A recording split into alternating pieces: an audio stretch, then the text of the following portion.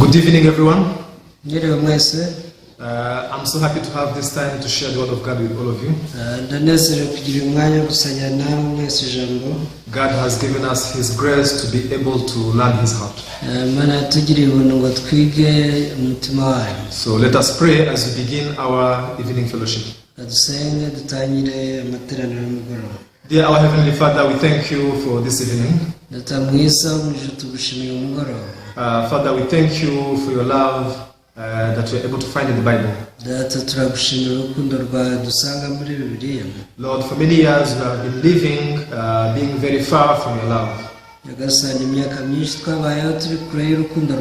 And Lord, many times we just live condemning ourselves. We couldn't overcome this darkness on our own. But Father, you have permitted us to realize the truth. And also you have given us this ministry of spreading the gospel all over the world. I pray that you be with everyone who is following tonight. Allow us to receive your heart as it is from the Bible. We thank you, Lord. We pray all these things in the name of Jesus. Amen. Amen. So tonight we're going to share the word in the book of Matthew chapter 1. So if you have your Bibles, you can read all together. Let's read Matthew chapter 1 from verse 18. So we'll read up to verse 25.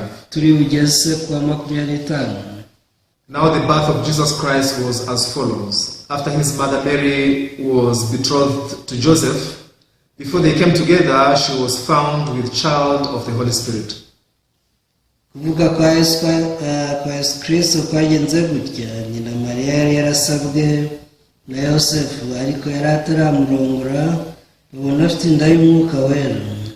Then Joseph, her husband, being a just man and not wanting to make her a public example, was minded to put her away secretly.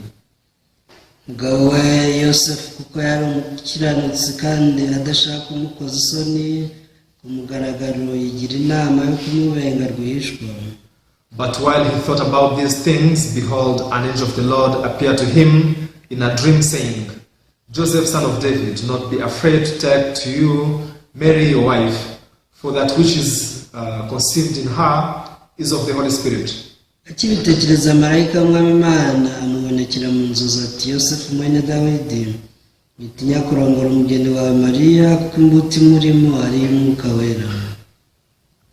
And she will bring forth a son, and you shall call his name Jesus, for he will save his people from their sins.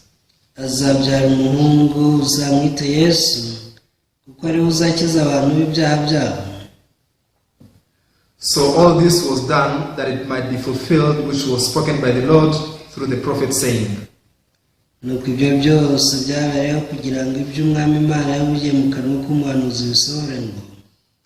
Behold, the virgin shall be with child and bear a son, and they shall call his name Emmanuel, which is translated God with us.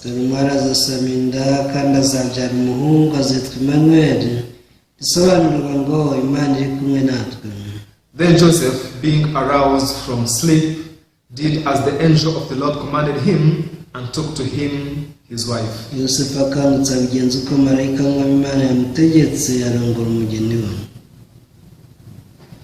Verse 25, and did not know her till she had brought forth her firstborn son, and he called his name Jesus.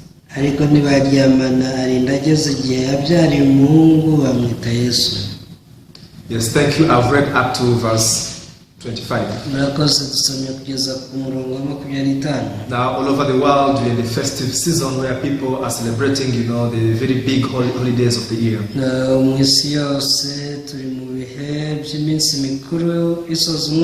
And just like we have read in Matthew chapter 1, it talks about the birth of Jesus.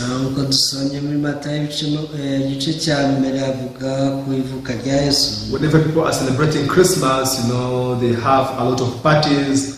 They eat, they dance, they marry, they become very joyful. Iyo abantu bari kwizihiza Noheli buri bukeye bagira iminsi mikuru bakagira ibirori bakishima. And now, regardless of the religion, whether they go to church or not, ibyo bikorwa kandi tutaye ku idini barimo bajya mu rusengero cyangwa batajyayo. So the birth of Jesus is something that have echoed the whole world, and this information has reached all the corners of the world. Ivuka rya Yesu ni ikintu cyasakaye mu isi yose ndetse kigera mu nguni zose z'isi. Yes, but more than just celebrating Christmas, God wants us to celebrate the day when Jesus was born in our hearts. Ariko ibirenze kwizihiza ivuka rya Yesu, tugomba kwizihiza umunsi Yesu yavukiye mu mitima yacu. Because our life cannot remain the same, when Jesus is born in our hearts. Igihe Yesu avukiye mu mitima yacu ntabwo ubuzima bwacu bushobora kuguma uko bwari buri. Because Jesus is the King of peace. Yesu ni umwami w'amahoro. Jesus is the creator of whole universe and is the one who can give us true rest. Yesu niwe waremye isi n'ibiyirimo n'isanzure ryose. Now, before we receive Jesus in our life, mbere yuko twakira Yesu mu buzima, now, regardless on what darkness may be feeling in our hearts, tutitaye ku mwijima wuzuye mu mitima yacu, now whatever sorrow we may live with, gahinda kose twarabanye nako, Jesus is able to kick them all out of our hearts. Yesu afite imbaraga zo kwirukana. And this is why the birth of Jesus is something very meaningful, to us. Niyo mpamvu kuvuka kwa Yesu ari ikintu gifite igisobanuro kuri twe. So the Bible has recorded precisely what happened, during the birth of Jesus. Yanditse yeruye ibyabaye mu ivuka rya Yesu. Now the Jews, through the prophets, now they are told, the Savior will be born, out of Israel. Abayuda bari barabwiwe n'abahanuzi ko umukiza azavukira muri Isirayeli. Now, because they lived, under the bondage, under the slavery, muri icyo gihe babaga mu bubata. Because they lived, under the reign of the Roman Empire. Icyo gihe bategekwaga n'ubwami bw'abami bw'Abaroma. So they suffered a lot.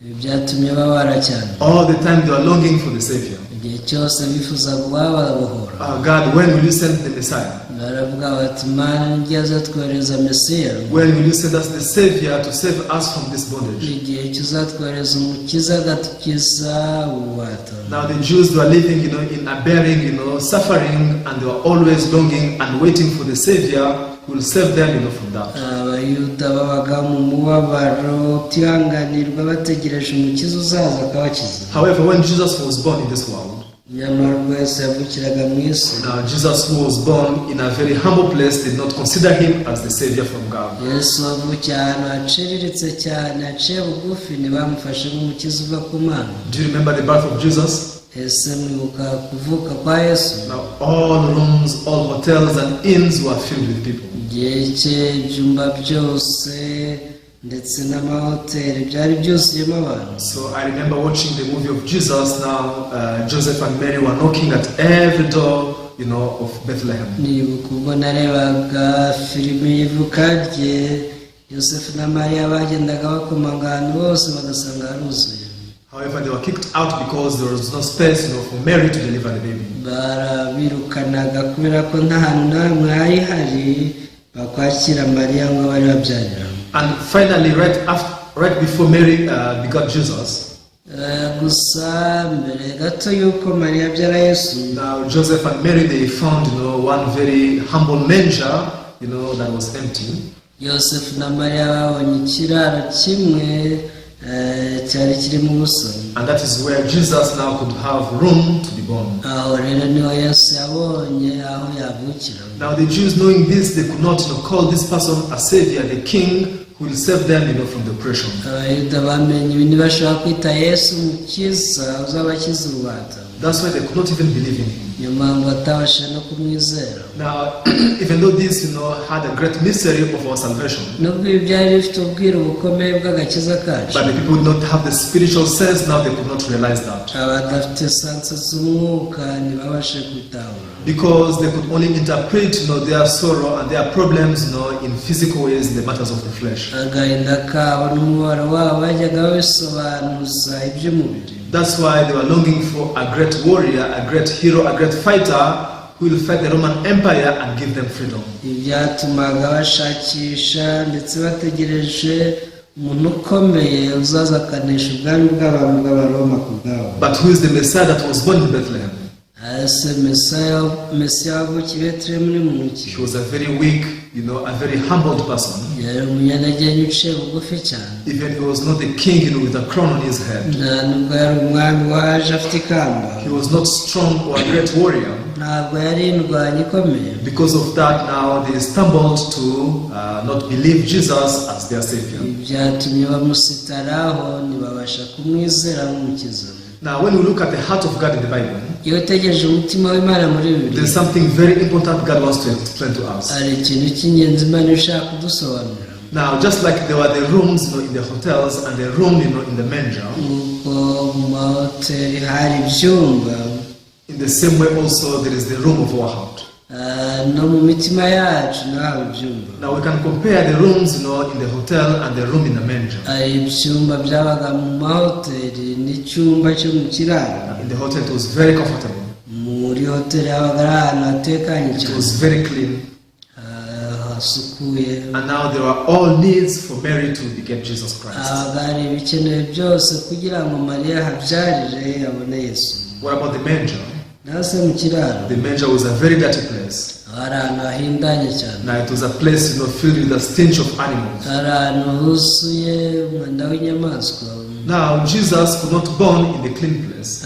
Yesu ntabwo yavukiye ahantu hasukuye. Because there was no space, for him to be born in a clean place. kubera ko nta mwanya wari uhari yavukiramo. Then where was Jesus born? none Yesu yavukiye In a dirty and a pitiful manger. yavukiye mu kiraro cyanduye giteye agahinda. So just like I told you, all this, stands for our hearts. nuko nababwiye ibi byose byari bihagarariye imitima yacu. In this world now, people's hearts are divided into two. muri iyi si imitima y'abantu igabanyijemo ibyiciro bibiri. There are people whose hearts, seems to be like a very clean and worthy, hotel room. hari abana n'imitima isa nayo isukuye ndetse isa n'ibyumba byo muri hoteli bifite agaciro. Those are the people who try to live upright before God. aba ni abantu bagerageza kuba batunganya imbere y'Imana. They try to keep the laws and commandments. bagerageza kubahiriza amategeko y'Imana. Whenever they do something wrong, they repent and they cleanse themselves. iyo bakoze amakosa bariyeza bo ubwabo. Now to this kind of people, Jesus cannot be born in their hearts. abantu nk'aba Yesu ntiyabasha kuvukira mu mitima yabo. And where was Jesus born?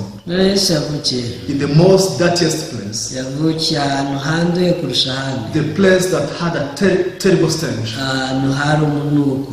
Now Jesus was able to be born there. Yesu aho niwe yavukiye. Now this did not just happen by coincidence. ibi rero ntabwo byapfuye kubaho nk'impanuka. However, there was a clear plan of God that wanted to teach us about our salvation. ahubwo hari umugambi w'Imana yifuzaga kutwigisha iby'agakiza. When God looks at us human beings, Imana itwitegereje. we who have committed sin, twebwe abakoze ibyaha, we who have departed from God, twebwe abimuye Imana. God described our heart to be very evil, to be very dirty in His eyes. Imana isesengura imitima yacu ntiyanduye. Therefore, He sent us the Savior so that the Savior can be born in that dirty heart. nibyo byatumye yohereza umukiza kugira ngo avukire mu mitima yacu yanduye. When we read the book of Psalm chapter 14, iyo usomye Zaburi ya 14, we can read one verse here and see how God is defining human heart. dusoma umurongo umwe turebe ko Imana isobanura umutima w'umuntu. Yes, Psalms chapter 14, verse 2 and 3. Zaburi ya 14 umurongo wa 2 n'uwa 3.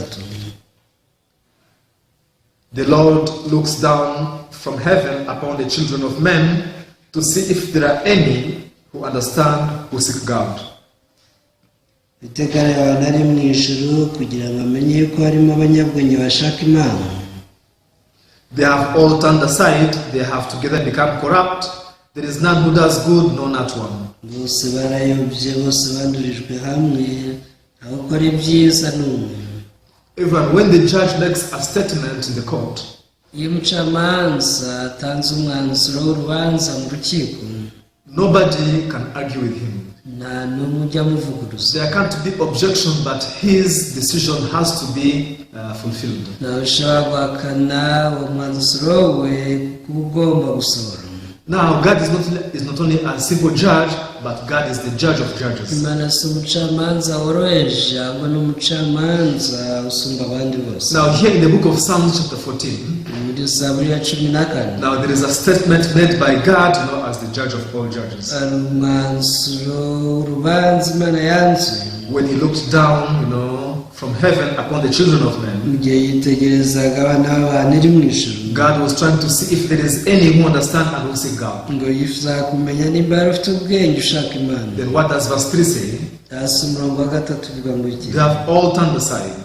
bose barayobye, They have together become corrupt. bose bandurijwe hamwe, There is none who does good, no, not one. ntawe ukora ibyiza habe n'umwe. Now this is the conclusion that God has made. uyu ni umwanzuro Imana yatanze. So how I think it's not important. rero uko ntekereza si iby'ingenzi. It doesn't matter what you see with your eyes. yewe ibyo ubonesha amaso nta gaciro bifite. What matters is the judgment of the judge. gifite agaciro ni umwanzuro w'umucamanza mukuru. So he said all people have turned aside. yaravuze ngo abantu bose barayobye, All of us who have become corrupt. twese twandurijwe hamwe. There is no one among people who does good, no, not one. mu bantu ntawe ukora ibyiza habe n'umwe. Now the person who believes in God abizera Imana is the person who receives the judgment of God as it is. ni abantu bakira urubanza rw'Imana nk'uko ruri. Oh God, I always go to church.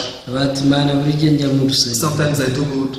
rimwe na rimwe nkora ibyiza, I try to keep the law. gerageza kubahiriza amategeko. Probably I'm sinner, but also I'm a good person on the other hand. bishoboka ni umunyabyaha ariko ku rundi ruhande ndi n'umuntu mwiza. This is different from the judgment of God. ibi bitandukanye n'umwanzuro w'urubanza rw'Imana. So this person should not say that he believes in God. uyu muntu ntashobora kuvuga ko yizera Imana, However, if we admit what God says, ariko uramutse wemeye ibyo Imana ivuga, oh God, I have been thinking that I'm a good person, ukavuga Imana natekereje ko ndi umuntu mwiza, but according to your judgment, the Bible says that there is nothing good in me. ariko ngendeye ku mwanzuro watanze muri Bibiliya nta cyiza kindimo. Now automatically they are able to see Jesus who was sent to solve their sin problem. abantu nk'aba bahita babona Yesu woherejwe ngo akize ibyaha byabo. And in this kind of a heart, Jesus is able to born. umutima nk'uyu niwo Yesu avukira. Try to think deeply about the heart of God. mbese n'abatekereza ku mutima w'Imana byimbitse. God knew Jesus was to be born in this world. Imana yari izi ko Yesu azavukira mu isi. Do you think it was difficult for God to spare like a nice and clean room for Jesus to be born in? ese muratekereza byari binaniye Imana guteganyiriza Yesu icyumba gisukuye avukiramo?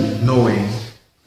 God was more than able even to reserve the whole hotel. Imana rwose yari ishoboye no kumuteganyiriza hoteli yose. However, according to his good will, ariko ku bushake bwayo God allowed Jesus to be born in a very humbled and dirty manger. Imana yashimye ko Yesu avukira mu kiraro gihindanye. To teach us one very important lesson. yashaka kutwigisha isomo rikomeye. That hey, also your heart look like this manger. ati nawe rwose umutima wawe umeze nk'iki kiraro. This is why I've sent Jesus as your savior. niyo mpamvu nakoresheje Yesu nk'umukiza. Jesus is the one who can clean your heart. Yesu niwe wakweza umutima wawe. I cannot explain the whole story because it's very long. nabona abasobanura inkuru yose ko ari ndende. But you remember, after Jesus was born, ariko Yesu amaze kuvuka, do you know what was filled in that that manger?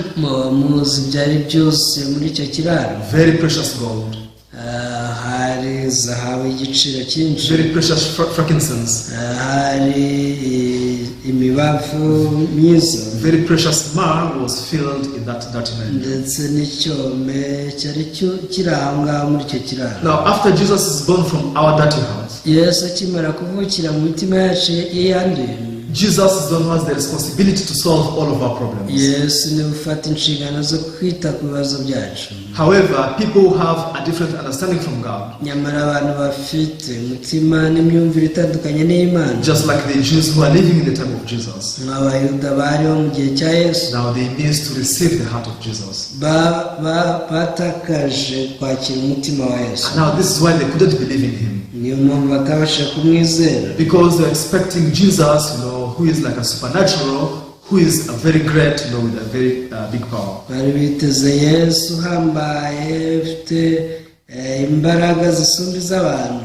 However, looking at Jesus, who was very humble, like human being like them, ariko bamwitegereje babonace bugufi nk'umuntu nkabo, now they couldn't believe in him. ntabwo babashije kumwizera. I want us to read one more verse, the book of Isaiah. reka dusome undi murongo umwe muri Yesaya. Please open up in the book of Isaiah chapter 53. reka mbasomera muri Yesaya 5:3. Now, Isaiah chapter 53 clearly speak about Jesus coming in this world. And how was the image of Jesus? Isaiah chapter 53, you can read from verse 1. Who has believed our report, and to whom has the arm of the Lord been revealed?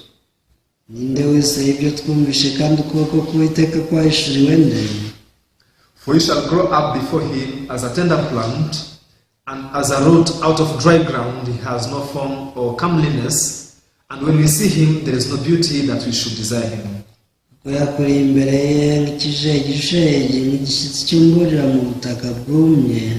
yari afite ishusho nziza cyangwa igikundiro, kandi ubwo twamubonaga ntiyari afite ubwiza bwatuma tumwifuza.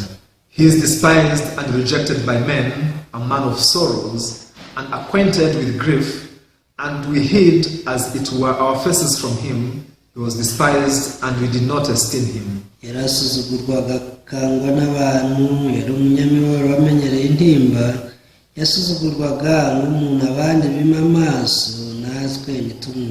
Now this is the image of Jesus according to the Bible. He was as a root out of dry ground,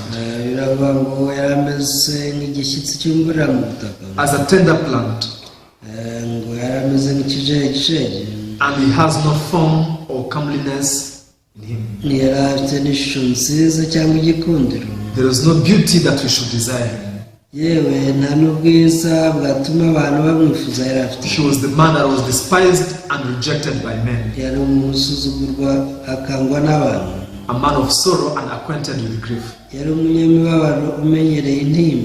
Now this means, out of the people who lived in this world, the most ugliest person who ever lived is Jesus. Because the Bible says that we could not even desire him. We ever looked at Jesus because of his physical ugly.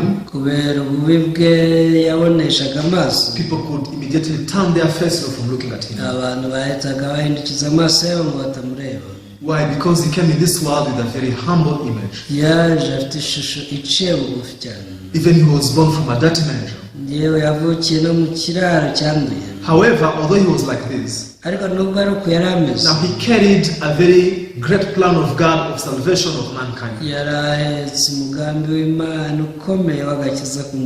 Even though he was despised, but he had a great power to save man being from their sin. So let's keep reading in verse 4. Surely he has borne our griefs and carried our sorrows, yet we esteemed him stricken, smitten by God, and afflicted.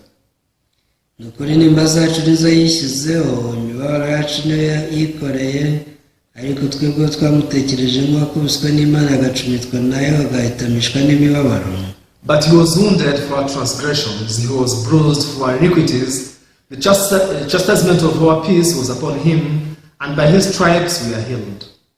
Nyamara ibicumuro byacu nibyo yacumitiwe, yashenjaguye gukiranirwa kwacu, igihano kiduhesha amahoro cyari kuri we, kandi imibyimba ye ntiyadukirisha. All we like sheep have gone astray, we have turned everyone to his own way, and the Lord has laid on him the iniquity of us all. Twese twabye nk'intama zisimiye, twese twabaye intatane, Uwiteka amushyiraho gukiranirwa kwacu twese. Now here you can see two images of Jesus. So there is outward Jesus that you can see physically, and there is the inward Jesus who is carrying the will of God and the plans of God for mankind.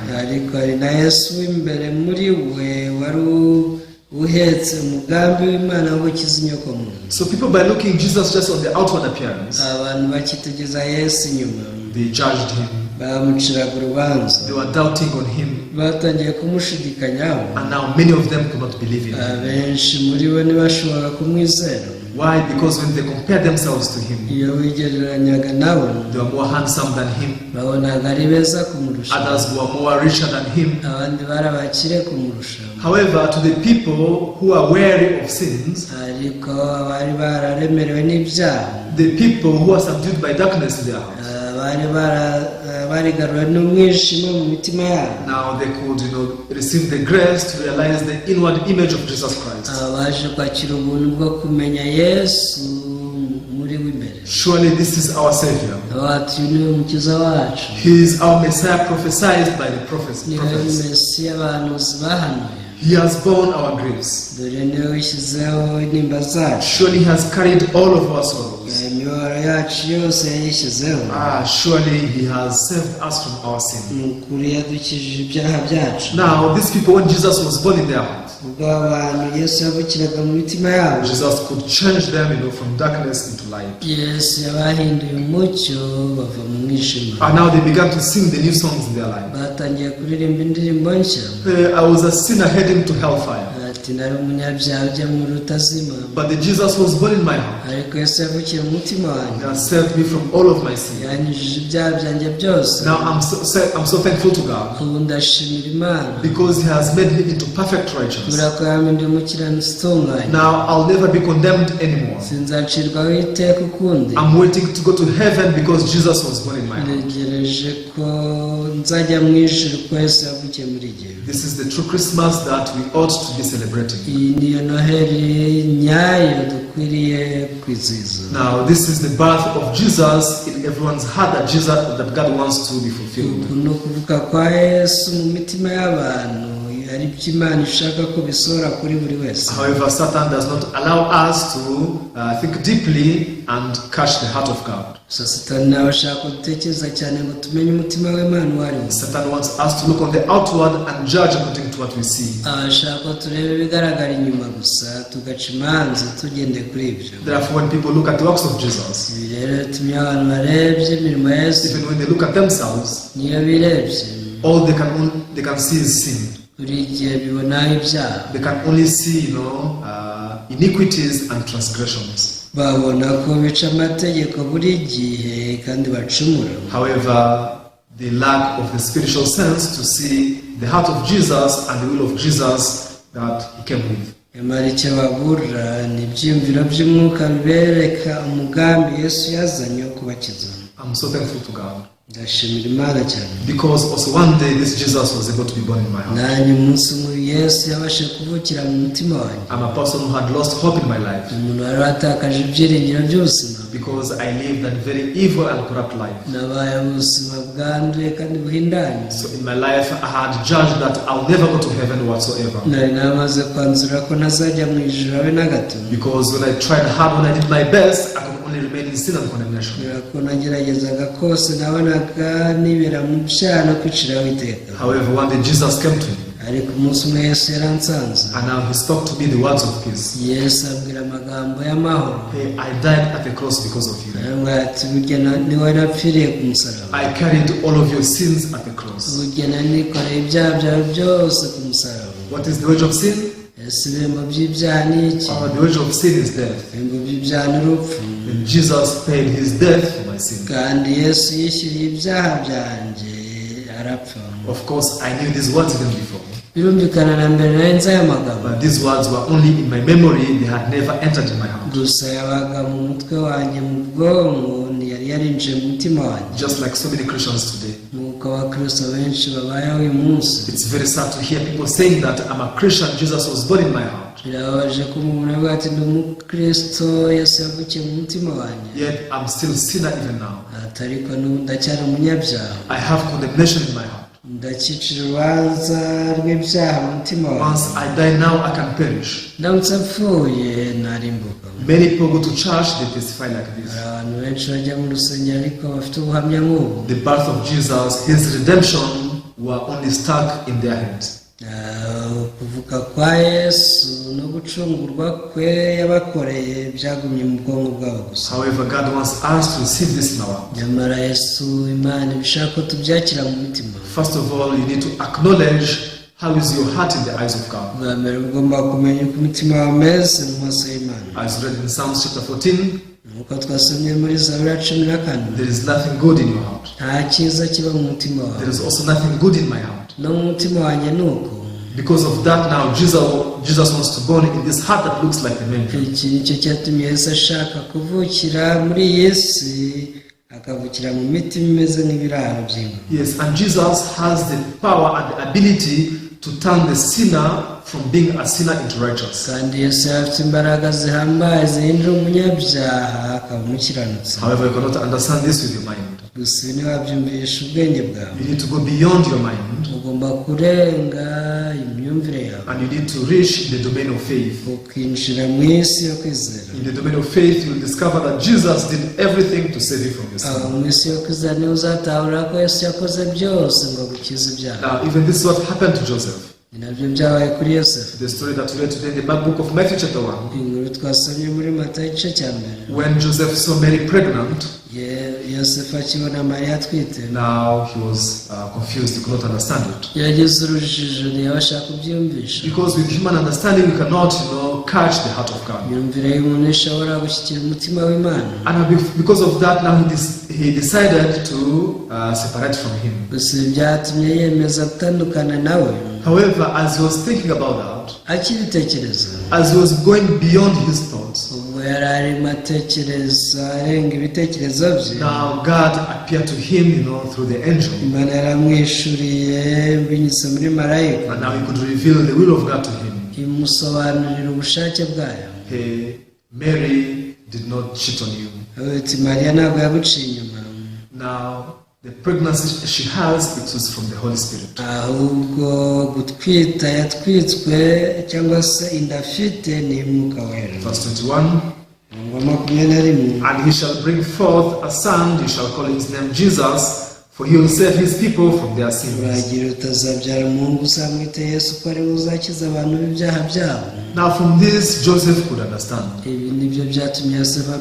I'm very sorry. I was judging Mary very wrong. Yet now she's pregnant of the Holy Spirit. Now angel says she will bring forth a son. And I shall call his name Jesus, for he will save his people from their sins. How blessed we are. Now God has sent the Savior to us. The long promised Messiah now is born from us.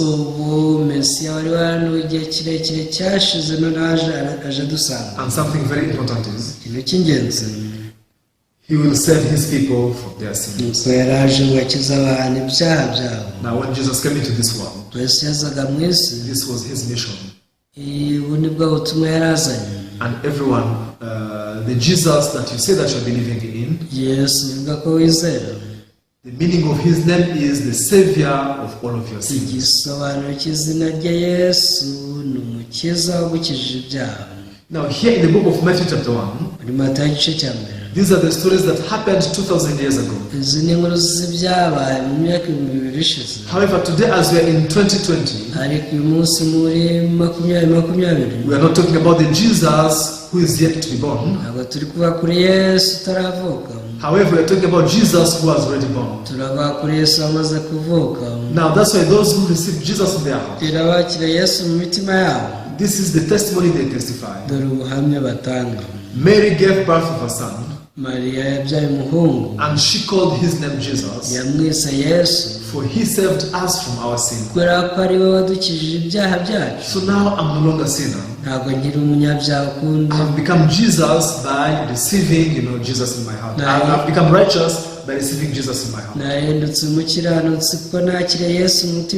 This is what I always testify. And I really hope that all of you who are listening to this world change your mind. Don't look at Jesus like the Jews. However, look at the Jesus according to the scriptures. He has saved us from all sin. He saved us from all the curses. He saved us from all darkness and condemnation. If you have this faith in your heart, God will be pleased with you. And God will give you the showers of blessing. kuzuzaho gusukira imigisha. Yeah, I really hope that this Christmas may become a blessed one for all of us. Niringiye ko iyi Noheli yahinduka umugisha kuri twese. Yeah, thank you very much for following. Ndabashimiye cyane gukurikira. Today I'll speak up to here. Umunsi ndasoreza. Let us pray. Dusenge. Dear our Heavenly Father, we thank you. Data mwiza wo mu ijuru turagushimiye. Father, we thank you that you did not just leave us in sin and condemnation. Data turagushimira ko utaturekeye mu byaha ngo tube twiciraho iteka. Your unspeakable love reached us and revealed to us the great salvation that you have accomplished through Jesus. Urukundo rwawe rutarondoreka rwaduhishuriye umugambi wawe wasohoje muri Yesu. We were the people who couldn't help but to be destroyed forever. Twari abantu batari bafite amahitamo uretse kurimbuka by'iteka. However, Jesus was born from our dirty hearts. Ariko Yesu yavukiye mu mitima yacu ihindanye. He cleansed us from our sins and He made us into perfect righteousness. Yaratwejeje aradutunganya tugira abakiranutsi. So Lord, now we thank you for this great salvation. Nyagasani turagushimira aka gakiza gahambaye. Please allow all people in the world to receive this in their hearts. Wemerera abantu bose mu isi bakirire mu mitima yabo. Father, we thank you. Data turagushimiye. We pray all these things in the name of Jesus. Byose tubisenze mu izina rya Yesu. Amen. Amen. Yeah, thank you very much. Murakoze cyane. I hope to see you the next time. Ngiye kuzahura namwe ubutaha.